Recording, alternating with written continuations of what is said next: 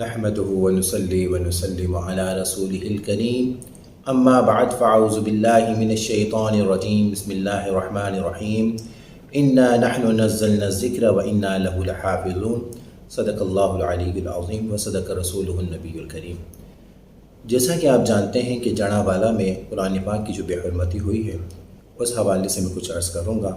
اللہ رب العالمین سے دعا ہے کہ مجھے حق کہنے کی توفیق عطا فرمائے۔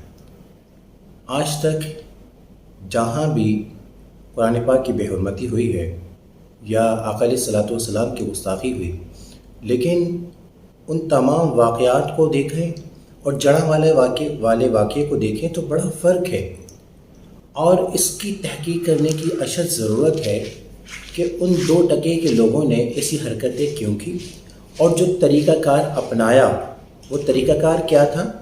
رات کے ٹائم پر انہوں نے قرآن پاک کو نظر آتش کیا اور اس کے بعد ایک پرچے میں دونوں بھائیوں نے اپنی تصویر لگائی، اپنا نام لکھا، اپنے والد کا نام لکھا، اپنے دادا کا نام لکھا، اپنا موبائل نمبر لکھا۔ ارے یہ کیا وجہ ہے؟ سمجھ میں نہیں آتا ہے ایسی حرکتیں کیوں کی، اور اس کی تحقیق کی بڑی اشد ضرورت ہے۔ اور اس کے علاوہ ہمارے حکمرانوں کو چاہیے کہ کل مرنا بھی ہے اور مر کر آقا علیہ الصلوۃ والسلام کے سامنے بھی جانا ہے، تو کم سے کم ایسے کتوں کو باعث عبرت سزا دی جائے تاکہ ان 2 ٹکوں سے کم لوگ جو ہے آئندہ ایسی حرکتیں نہ کریں۔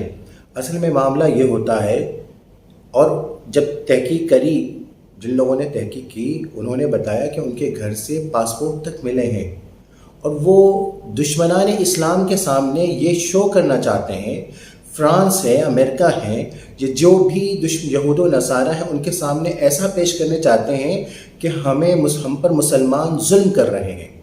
اور اسی بنیاد پر، اور ایسا پہلے بھی ماضی میں ہوا ہے کہ آسیہ ملونہ والا واقعہ موجود ہے، اس 2 ٹکے کی عورت کو کوئی پوچھتا تک نہیں ہے، اس نے آقا علیہ الصلوۃ والسلام کی گستاخی کا جو معاملہ ہوا تو دشمنان اسلام نے ان کو ہیرو قرار دیا۔ اور اسی وجہ سے اس طرح کے لوگ حرکتیں کرتے ہیں۔ قرآن پاک کی کیا شان ہے؟ اللہ رب العالمین نے فرمایا ہے بسم اللہ الرحمن الرحیم انا نحن نزلنا الذکر وانا له لحافظون، ہم قرآن پاک کو ہم نے نازل فرمایا اور ہم ہی حفاظت کرنے والے ہیں۔ یاد رکھیے اللہ رب العالمین کی جتنی بھی کتابیں ہیں، توریت شریف ہے، زبور شریف ہے، انجیل شریف ہے، قرآن پاک کے علاوہ جتنی بھی کتابیں ہیں ان کے حفاظ، ان کے حافظ اس وقت کے نبی اور رسول تھے۔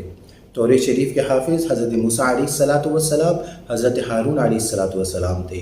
زبور شریف کے حافظ حضرت داؤد علیہ الصلوۃ والسلام، حضرت سلیمان علیہ الصلوۃ والسلام تھے۔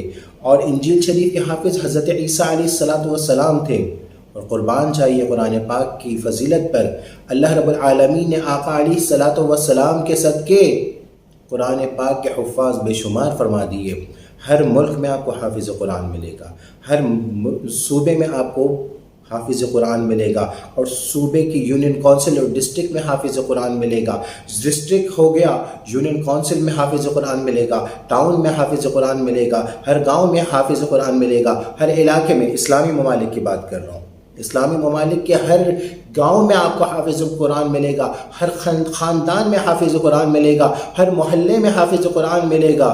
قرآن پاک کے حفاظ کرام لاکھوں نہیں کروڑوں ہیں، اور اللہ رب العالمین نے قرآن پاک کی جو فضائل اور جس کی حفاظت فرمائی ہے، حافظ قرآن کے سینوں میں حفاظت فرمائی ہے۔ اللہ فرماتا ہے بل هو قرآن مجید فی لوح محفوظ، قرآن پاک لوح محفوظ میں بھی محفوظ ہے، لوح میں بھی محفوظ ہے، اور الحمدللہ آقا علیہ الصلوۃ والسلام کے صدقے حافظ قرآن کے سینے میں بھی محفوظ ہے۔ قرآن اللہ کا کلام ہے، اللہ کے کلام کی کیا بات ہے؟ اللہ رب العالمین جب کلام فرماتا ہے، اللہ نے انبیاء کرام سے کلام فرمایا، موسیٰ کلیم اللہ کا لقب ہے، کلیم اللہ سے کلام کرنے والے۔ حضرت موسیٰ علیہ الصلوۃ والسلام اللہ سے کلام فرمایا کرتے تھے، جب چاہتے تھے کلام فرمایا کرتے تھے، جس کے بارے میں چاہتے تھے کلام فرمایا کرتے تھے، اپنے بارے میں چاہتے تھے کلام فرمایا کرتے تھے، کسی اور کی امتی کے بارے میں چاہتے تھے کلام فرمایا کرتے تھے، اللہ رب العالمین سے کلام فرمایا کرتے تھے، جس کا مسئلہ ہو، امتی کا مسئلہ ہو، اپنا مسئلہ ہو۔ حضرت موسیٰ علیہ السلام کلام فرمایا کرتے تھے، لیکن اللہ نے فرمایا اے موسیٰ تم نے مجھ سے کلام کرنا ہے تو کوہ طور پر آؤ، اپنے بارے میں کلام کرنا ہے کوہ طور پر آؤ، امتی کے بارے میں کلام فرمائے کوہ طور پر آؤ، کسی کا مسئلہ ذکر کرنا ہے کوہ طور پر آؤ، کتاب لینی ہے کوہ طور پر آؤ، تختی لینی ہے کوہ طور پر آؤ، صحائف لینے ہیں کوہ طور پر آؤ، لیکن قربان جائیے میرے محبوب، رب کے محبوب، سب کے محبوب علیہ صلی اللہ علیہ وسلم پر۔ آقا علیہ الصلوۃ والسلام مکے میں ہیں، اللہ رب العالمین کلام فرما رہا ہے، وہی نازل ہو رہی ہے۔ مدینہ میں ہے تو اللہ رب العالمین کلام فرما رہا ہے، جو غزوہ بدر میں ہے تو اللہ کلام فرما رہا ہے، غزوہ حنین میں ہے، غزوہ خیبر میں ہے اللہ کلام فرما رہا ہے، غزوہ احد میں ہے اللہ کلام فرما رہا ہے، صحابہ کرام کی جھرمٹ میں ہے اللہ کلام فرما رہا ہے، حضرت فاطمہ الزہرا کے حجرے میں ہے اللہ کلام فرما رہا ہے، ازواج مطہرات کے حجرے میں ہے اللہ رب العالمین کلام فرما رہا ہے۔ موسیٰ کلیم اللہ کی یہ شان ہے کہ ان کے لیے جگہ مخصوص ہے، لیکن اللہ رب العالمین اپنے محبوب سے اتنی محبت فرماتا ہے کہ جب چاہتا ہے کلام فرماتا ہے، جہاں ہوتے ہیں نبی صلی اللہ علیہ وسلم وہاں کلام فرماتا ہے۔ اللہ کا کلام، الحمدللہ رب العالمین، میرا رب جو ہے تمام جہان کا رب ہے۔ اب قرآن پاک کی جب ہم صورتیں دیکھتے ہیں تو کسی صورت میں لکھا ہے مکی، کسی پہ لکھا ہے مدنی۔ یا اللہ، تو تو پورے جہان کا رب ہے، تو تو پوری کائنات کا رب ہے۔ اب ہوتا کیا ہے، جب کوئی کسی علاقے سے میں پیدا ہوتا ہے یا جہاں رہتا ہے تو اس علاقے کی نسبت کی وجہ سے، یعنی میں پاکستان میں رہتا ہوں تو پاکستانی ہوں، کچھ علاقے، کچھ ملک کے علاوہ کچھ علاقے کی نسبت بھی ہوتی ہے، جیسے مخدوم محمد ہاشم ٹھٹوی رحمۃ اللہ علیہ ٹھٹا میں رہتے ہیں، ہمارے استاد صاحب سے عبدالرحمن ٹھٹوی رحمۃ اللہ علیہ، اللہ پاک ان کے علم میں مزید برکت عطا فرمائے، وہ ٹھٹا میں رہتے ہیں، تو پاکستان میں رہنے والا پاکستانی، ہندوستان میں رہنے والا ہندوستانی، بنگلہ دیش میں رہنے والا بنگالی، چائنا میں رہنے والا چائنیز، جاپان میں رہنے والا جاپانی۔ یا رب العالمین، تو تو پورے کائنات کا رب ہے۔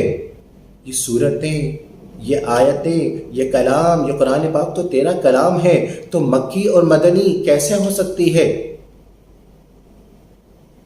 تو پوری کائنات کا رب ہے۔ تو اللہ رب العالمین نے یہ صورتوں کا نام مکی اور مدنی رکھا ہے، اس میں بھی اللہ کی اپنے محبوب علیہ الصلوۃ والسلام سے محبت ہے۔ آقا علیہ الصلوۃ والسلام مکے میں ہیں، اللہ رب العالمین وہاں کلام فرما رہا ہے، صورتوں کا اللہ رب العالمین نے حکم دے دیا مکی ہے۔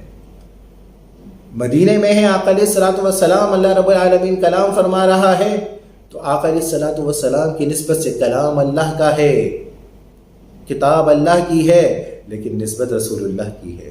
آقا علیہ الصلوۃ والسلام مکے میں ہے تو وہ صورتیں مکی ہیں، آقا علیہ الصلوۃ والسلام مدینہ میں ہے تو وہ صورتیں مدنی ہیں۔ قربان جائیے آقا علیہ، یہ سب تمہارا کرم آقا کے بعد اب تک بنی ہوئی ہے۔ قرآن پاک کے کیا کہنے ہیں؟ قرآن پاک کی ایک ضروری کیا ہے؟ قرآن پاک پڑھنا ضروری ہے، اور اس کے بعد قرآن پاک سمجھنا ضروری ہے، اور قرآن پاک کا اصل مقصد عمل کرنا ضروری ہے۔ عمل کرنے کے لیے پڑھنا ضروری، اور پڑھنے کے بعد سمجھنا ضروری، اور سمجھنے کے ساتھ ضروری، جو سب سے زیادہ ضروری ہے وہ عمل کرنا ہے۔ آج ہم مسلمان کا سب سے بڑا مسئلہ یہ ہے کہ ہم قرآن پاک پڑھتے نہیں ہیں۔ پڑھتے بھی کب ہیں؟ جب کوئی قرآن خوانی ہوئی، جب کوئی میت ہو رہی ہے، جب کسی کا انتقال کا ٹائم ہو رہا ہے، وہ جو بالکل آخری وقت ہے، اس ٹائم قرآن پاک پڑھ رہے ہیں۔ ارے قرآن پاک تو زندگی ہے، قرآن پاک میں تو آقا علیہ الصلوۃ والسلام کو باعث نمونہ بنایا ہے۔ قرآن پاک آقا علیہ الصلوۃ والسلام کی سیرت طیبہ ہے، پوری زندگی ہے، اور قرآن پاک ہم صرف مرنے کے ٹائم پہ پڑھ رہے ہیں۔ سب سے بڑا مسئلہ ہے ہم قرآن پڑھتے نہیں ہیں۔ سمجھنا تو بہت دور کی بات ہے، عمل تو بہت ہی دور کی بات ہے۔ ہم مسلمانوں میں سب سے بڑا مسئلہ یہ ہے کہ ہم قرآن پاک سے لا علم ہے، علم کی بہت کمی ہے، اور اس سے بڑا مسئلہ یہ ہے کہ ہم جب علم جانتے ہی نہیں ہیں، قرآن علم جانتے ہی نہیں ہیں، تو عمل کیا کریں گے؟ لہٰذا یاد رکھیے، عمل سے زندگی بنتی ہے، جنت بھی جہنم بھی۔ یہ خاکی اپنی فطرت میں نہ نوری ہے نہ ناری ہے۔ ضروری اس بات کا یہ ہے، آج ہم اپنا محاسبہ کریں، آج ہم غور کریں۔ آج اگر ہماری کسی کی عمر 30 سال ہے، کسی کی عمر 40 سال ہے، کسی کی عمر 50 سال ہے، وہ محاسبہ کرے کہ اپنی 30 40 50 سال کی عمر میں کتنی دفعہ قرآن پاک کو پڑھا ہے اور سمجھا ہے اور کتنا عمل کرنے کی کوشش کی ہے۔ 90% لوگ، میں عوام الناس کی بات کر رہا ہوں، علماء کی بات نہیں کر رہا، 90% لوگوں نے بمشکل ایک دفعہ بھی قرآن پاک کا ترجمہ صحیح نہیں پڑھا ہوگا۔ اب میں آپ کو ایک طریقہ کار بتا رہا ہوں۔ قرآن پاک کا ایک ترجمہ ہے کنز الایمان، اس کے اندر تقریباً 1000 صفحے ہیں، تقریباً 1000 صفحے۔ اب اس کے اندر قرآن پاک کا ترجمہ بھی ہے، تشریح بھی ہے اور قرآن پاک بھی ہے۔ اب دیکھیں، ہم قرآن پاک کی پڑھنا بھی ضروری ہے اور اس کو سمجھنا بھی ضروری ہے اور اس کو عمل کرنا بھی ضروری ہے۔ تو قرآن پاک پڑھیے، لیکن میں یہاں جو عرض کر رہا ہوں کہ سمجھنے کے لیے ترجمہ پڑھنا اور تشریح پڑھنا ضروری ہے۔ اب مثال کے طور پہ اگر 1000 صفحہ اگر ہم ترجمہ اور تشریح پڑھتے ہیں تو ایک صفحے کو پڑھنے میں 1 منٹ لگے گا، تو 1000 صفحے کو پڑھنے میں کتنے منٹ لگیں گے؟ 1000 منٹ۔ تو اب اس کی کیلکولیشن کی جائے کہ 1000 منٹ کتنے گھنٹے بنتے ہیں؟ 1 گھنٹے میں 60 منٹ، تو 20 گھنٹے تقریباً لگیں گے۔ زیادہ سے زیادہ بات کر رہا ہوں، 20 گھنٹے۔ اب 20 گھنٹے کا مقصد یہ ہوا کہ اگر ہم روزانہ 1 گھنٹہ پڑھیں ترجمہ، بڑا آسان ترجمہ ہے، اعلیٰ حضرت امام احمد رضا خان صاحب نے، تو 1 گھنٹہ اگر ہم نے پڑھا تو 20 دن کے اندر ایک قرآن پاک کا ترجمہ ہم پڑھ لیں گے۔ اور اگر 365 دن کو آپ کیلکولیشن کریں تو سال بھر کے اندر ہم کتنے قرآن پڑھ لیں گے؟ قرآن پاک کے کتنے ترجمے پڑھ لیں گے؟ یعنی تقریباً 15 قرآن پاک کا ترجمہ ہم 1 سال میں پڑھ لیں گے، اور 10 سال کے اندر ہم تقریباً 150 قرآن پاک کے ترجمے پڑھ چکے ہوں گے۔ آج ہماری عمر 30 سال ہے، تو ہم غور کریں، ہم نے ایک قرآن پاک کا ترجمہ بھی صحیح نہیں پڑھا ہوگا۔ تو کیا ہم روزانہ 1 گھنٹہ نکالنا مشکل ہے؟ کیا ہم 1 گھنٹہ روزانہ فیس بک، یوٹیوب، انسٹاگرام وغیرہ کے لیے نہیں نکالتے؟ تو جب ان بیکار کی چیزوں کے لیے ہم اپنے انٹرٹینمنٹ کے لیے جب ہم 1 گھنٹہ نکالتے ہیں، تو کیا 1 گھنٹہ ہم قرآن پاک کو سمجھنے کے لیے نہیں نکال سکتے؟ نکال سکتے ہیں۔ ضروری ہے کہ پلاننگ کی جائے، کوشش کی جائے، مستقل مزاجی کی جائے۔ لہٰذا محاسبہ کرنے کے ساتھ ساتھ ارادہ پختہ کریں، عزم کریں کہ روزانہ 1 گھنٹہ ہم قرآن پاک کا ترجمہ پڑھیں گے۔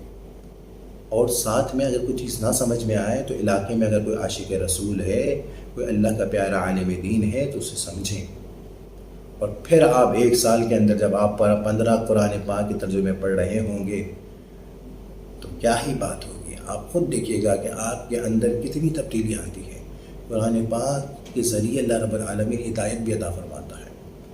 قرآن پاک جب سمجھتا ہے تو اللہ رب العالمین، قرآن نور ہے، قرآن شفا ہے، قرآن رحمت ہے، قرآن اللہ رب العالمین کا کلام ہے، قرآن کی کیا شان ہے۔ تو لہٰذا کوشش شروع کریں، قرآن پاک کو پڑھیں، قرآن پاک کو سمجھیں، قرآن پاک پر عمل کریں۔ اللہ رب العالمین سے دعا ہے کہ اللہ رب العالمین مجھ سمیت ہم سب کو عمل کرنے کی توفیق عطا فرمائے۔ وما علینا الا البلاغ۔